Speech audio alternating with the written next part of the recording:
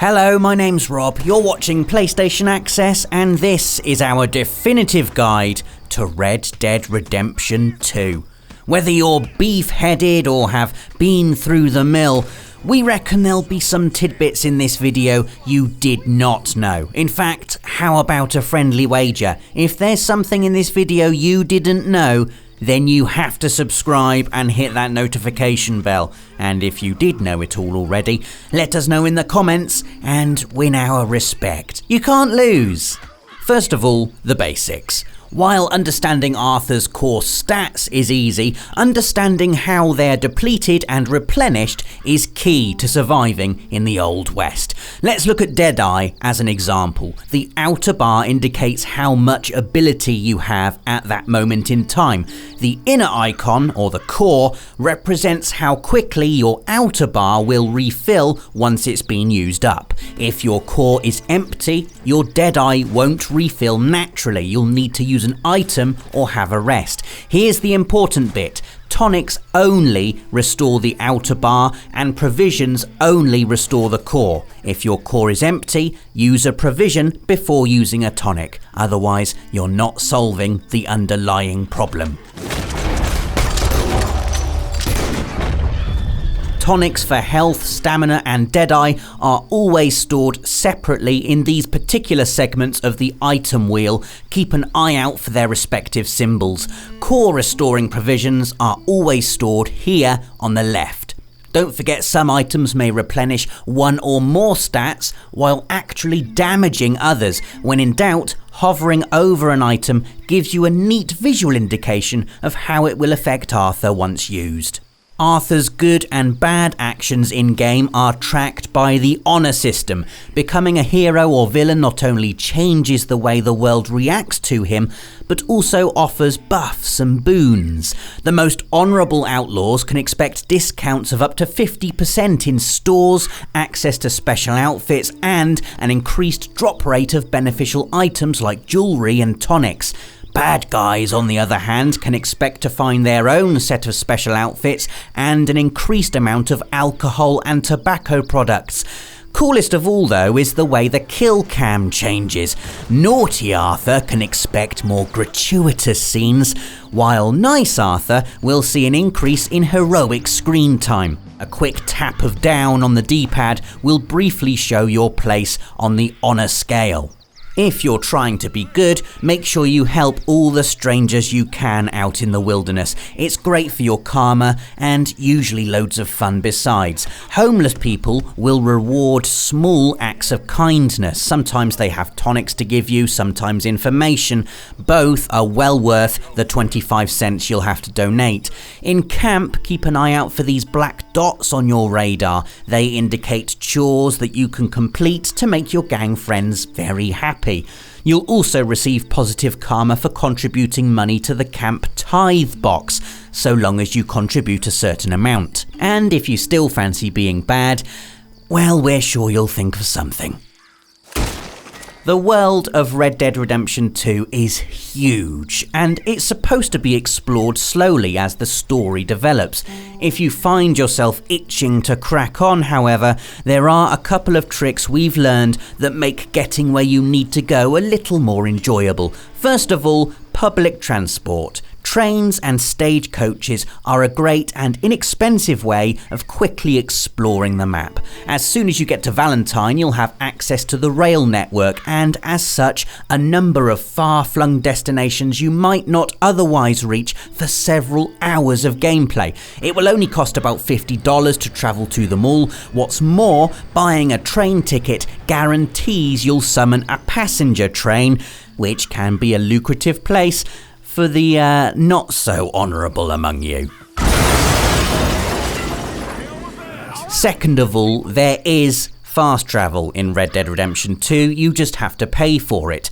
Once you have access to the camp's ledger, you'll be able to spend $545 to upgrade your lodgings to include Arthur's map. This map allows you to fast travel to any major destination you've already discovered. Once you've selected a destination, be sure to pay attention to the cutscene that follows, as it often features points of interest along the way you might want to check out. Bear in mind, this is a one-way ticket. You can't fast travel back to camp, or anywhere else for that matter.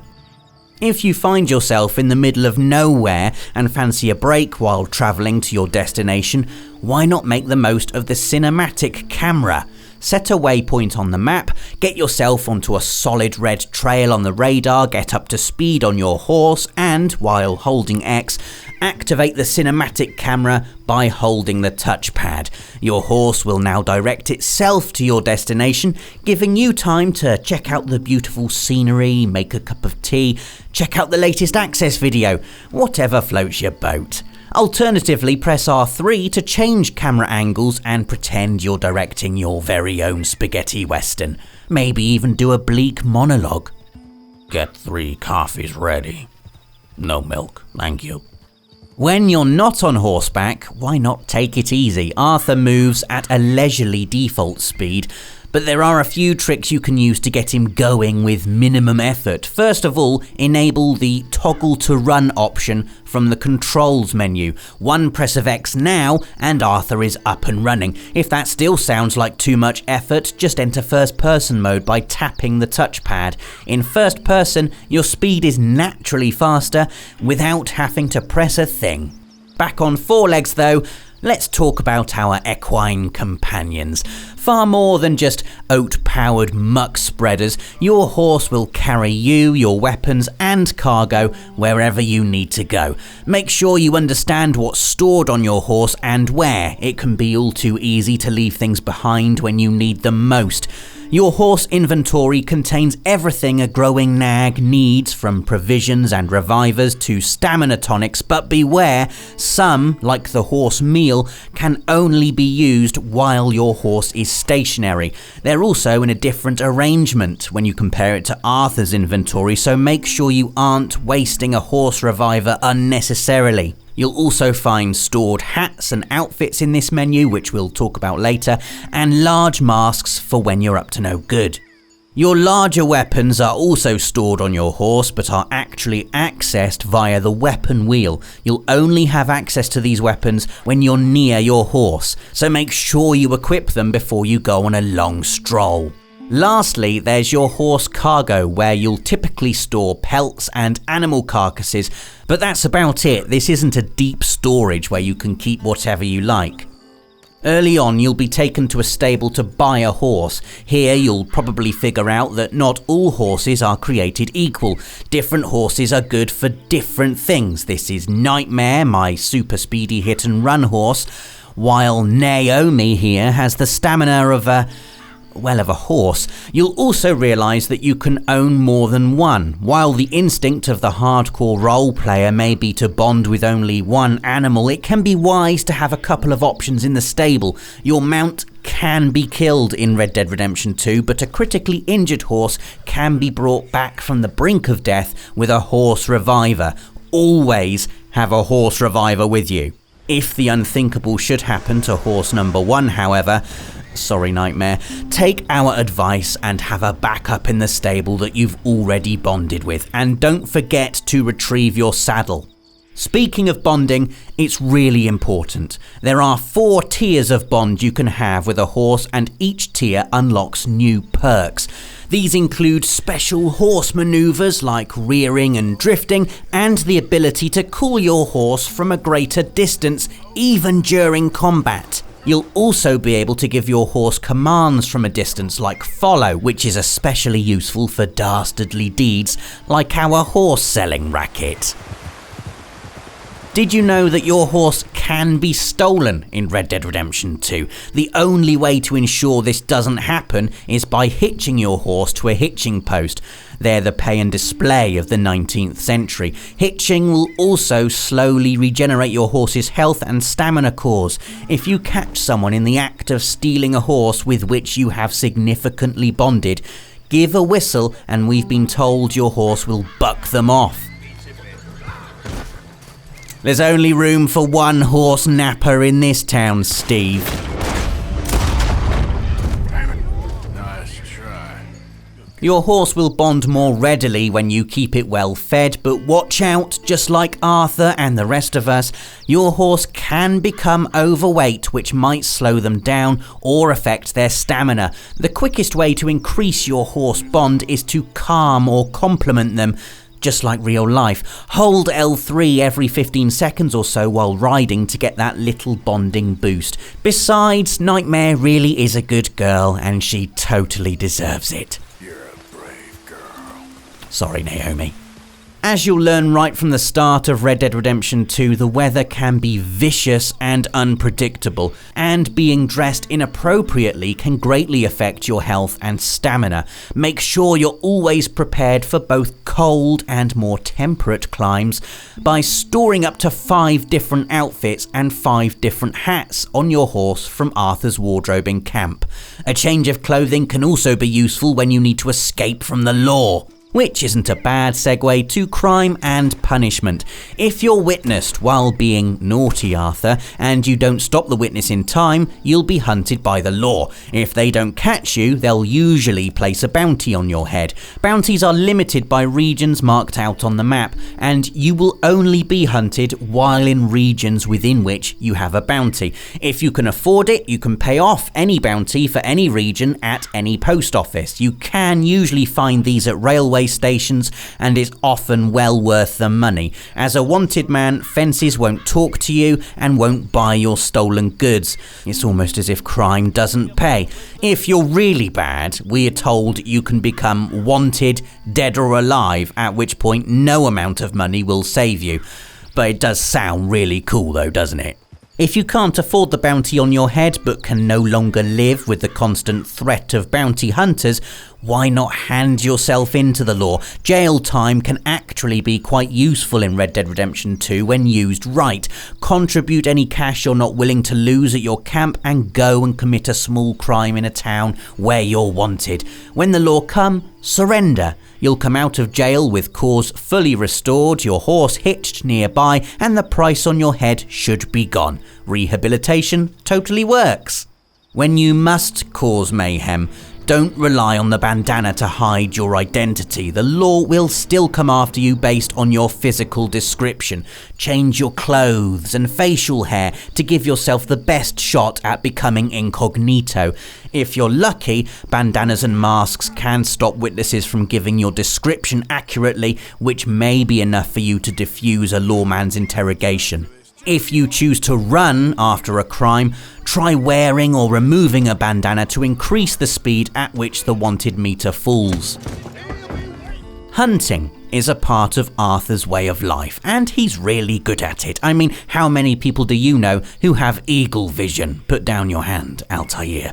Whether you're after food for the camp or the perfect pelt for crafting, there are a number of things you can do to improve your chances of success. First of all, study everything. It only takes a moment and can save you a lot of bother in the long run. Studying an animal you've yet to discover will unlock an entry in the compendium, offer hints on where to find these creatures in the future, and how best to take them down. What's more, studying a potential target will let you know the condition of its pelt before you pump it full of lead. Speaking of which, make sure you're using the right tools for the job. Bullets, plural, are probably going to decrease the value and usefulness of any meat or pelts you're after. As a rule, the bow is a good place to start as it's silent and deadly. Small animals should be hunted with a varmint rifle that you can buy from a gun vendor, while larger animals might need a few well-aimed rounds to go down. To get that perfect shot, some targets you lock onto can be cooled with a press of square. Cooling your prey will cause them to raise their heads just long enough to target the old think box. Oh, Margaret! And good night. If you simply can't risk messing up a perfect pelt, lasso your prey and use your knife to make it forever still. Perfect pelts, but terrible, terrible sadness. Look, nature, I just really need a new bag, okay? Pro tip for the time conscious or necrophobes out there: if you park your horse over your downed prey, you will skip the usual cutscene when you come to skin it. And once you've got the pelts you're after, don't keep them on you. Hand them over to Pearson in your camp and he'll keep them handy for when you need them, freeing up valuable satchel space. Ah, now I can turn this into something special. Animal carcasses will also rot over time, and the larger ones will slow your horse, so don't bother picking up an opportune prize unless you intend to eat it, sell it, or donate it fairly soon. If you're going after legendary animals, you'll need to take hunting seriously. Eagle Eye doesn't just show the tracks of the creatures around you, it also shows the direction your scent is headed. For the perfect ambush, make sure your scent is blowing away from the creature you're trying to shh. Alternatively, make or buy something to mask your smell and walk everywhere with the wind proudly at your back. Once you've taken down a legendary animal, the rare trophies they provide are automatically transferred to trappers and fences, instantly unlocking their associated trinkets ready for crafting. Easier to catch, but just as hard to find, are species of plant life. Whether you're completing a challenge or just looking for something to eat, you can see herbs nearby with eagle vision, but you'll also get a vibration when walking past one. Lastly, don't forget that you can use Deadeye while hunting, and not just with guns. Bows, throwables, and even your lasso can benefit from some slow motion. Whether with Deadeye or not, we suspect you'll be using your weapons a lot in Red Dead Redemption 2, so be sure to keep an eye on their condition in the weapon wheel. Weapons in poor condition will do smaller amounts of damage, cock slower, and take longer to reload. They might even jam when you'd really prefer they just fire like you told them to. You can use gun oil to clean weapons and maintain their condition. You can also have Arthur aim down the sights for no other reason than to look like he knows what he's doing. Yeah, the barrel looks a little off to me as well, Arthur. Sure.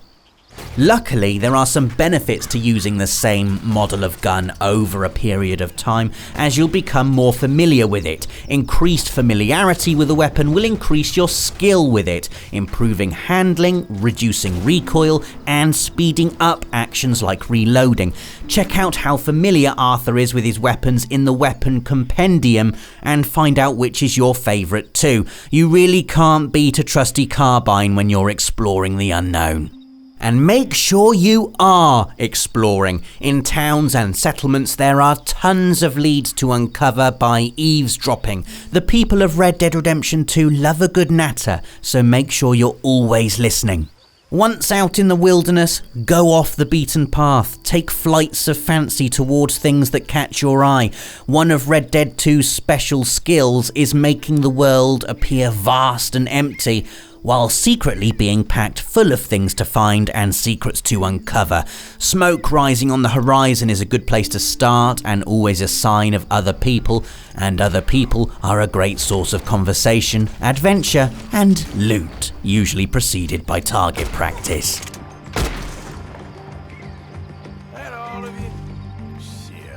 Setting up a camp of your own is the secret to survival, and you can do it almost anywhere as long as you're in the wilderness, but it's not just about getting a good night's sleep and restoring those cores. Camping lets you craft a whole host of boons. As well as provisions and tonics, be sure to check out craftable weapons and ammunition. Split point bullets do more damage and reduce deadeye drain. Why wouldn't you craft these every chance you get? Well, maybe because you have to do each bullet one at a time. Good point. If you don't have time for a whole camp, take a knee. Arthur can use his crafting tools almost any time, anywhere. As you're exploring, you're going to find things the significance of which you don't yet understand. Fear not, you can place up to 12 markers by pressing L3 on the map screen. In fact, did you know that you can get straight to the map screen just by holding options? That one is a life changer. And if we're talking quality of life, you can return to gameplay instantly from any level of the menu by holding down circle. And make sure you are checking out the menu system. It sounds boring, but there's loads of useful information hidden in there. The compendium entries are full of hints and tips. The challenges page details every current challenge and what you'll unlock for completing them.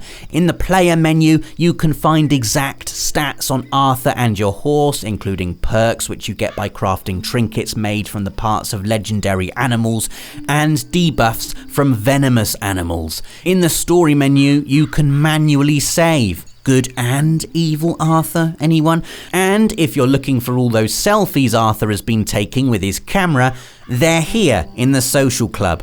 I call this Man with Horse. It's very avant-garde. Last menu thing, and vaguely hidden within the settings page, you'll find the cheats menu. More appropriately still, cheats are hidden within the world and often have to be unlocked by actually finding them. Keep your eyes peeled for strange phrases that appear out of place, like this one we found hidden in a newspaper. Once a cheat has been enabled, you won't be able to save or earn trophies. Sorry Dave, looks like this won't be your first platinum after all. Back to the map though, and it's important to know your legend. No, not that kind of legend, we're talking about mission markers. Yellow markers identify missions to advance the story. These won't disappear, so there's no hurry to complete them. White mission markers, on the other hand, are time or narrative sensitive. If one of these pops up, we suggest you undertake it as soon as possible. While not part of the critical path, they're always a lot of fun and often flesh out the world and people around you. Besides, it's more Red Dead. If you do miss a white marker mission, they'll become available again after the epilogue. By the way, all completed missions can be replayed at any time from within the progress menu, the perfect way to make sure you're getting golds across the board. Once you've replayed the mission, you'll be brought right back to where you left off. You're probably already aware that you can choose between 3 different versions of the radar or remove it completely by holding down on the D-pad. You can also glimpse the expanded version at any time by tapping down on the D-pad, especially good for checking on the location of approaching lawmen. But did you know that Red Dead Redemption 2 has a companion app for your tablet or phone? Among other things, it can be used as a real-time map, complete with waypoint functionality. It's a really neat way of having continuous access to the map without compromising on screen space, and just feels a bit more authentic somehow. You know, everyone was going around with tablets in the 19th century, weren't they? The app also offers direct access to a catalogue via your browser, where you can peruse and buy all kinds of provisions, guns, ammo and clothing for Arthur. Whatever you buy will be delivered straight to your satchel the next time you load up story mode. Look, we could go on forever here, but it's not easy to write all this, you know, so prepare yourself as we end this video with some quickfire tips, starting with... You can fire much faster from the hip, plus it looks cooler. Spin your revolver back into the holster by double tapping L1. Repeat forever. Run up to people with your lasso equipped and press R2 to quickly hog tie them. Arthur will draw every animal he studies in his notebook. You'll get a collectible cigarette card every time you buy a pack of premium cigarettes. When Arthur's overweight, he can absorb more damage. When Arthur's underweight, his stamina drains more slowly. When aiming, press square to dolphin dive. Press R3 to cancel Deadeye without firing a shot. Upgrade your satchel ASAP. More space means more loot, more tonics, more everything. New weapons need to be found, not bought. Try homesteads and backroom businesses. Equip a pocket watch and you can check the time, because why not? Tap down on the D-pad while in camp to check on the levels of camp amenities. Hold square to pick up multiple items fluidly. Tap circle while riding to kick out at someone alongside. Switch shoulders while aiming with left on the D-pad. Press up on the D-pad to aim into the sky while your gun is drawn. You can steal from saddlebags, just make sure you've calmed the horse first. Use Eagle Eye to find items as well as animals. And finally, you can draw anywhere. Hold L2 and slowly press R2 to fill up the draw meter. So long, Steve. And there we go, the definitive and spoiler-free guide to Red Dead Redemption 2. Did we win the wager? Have you subscribed and hit the notification bell? Let us know in the comments below, and let us know what we forgot to mention, as if you haven't done that already. Thanks for watching, and stay tuned for more videos on everything PlayStation. For the players.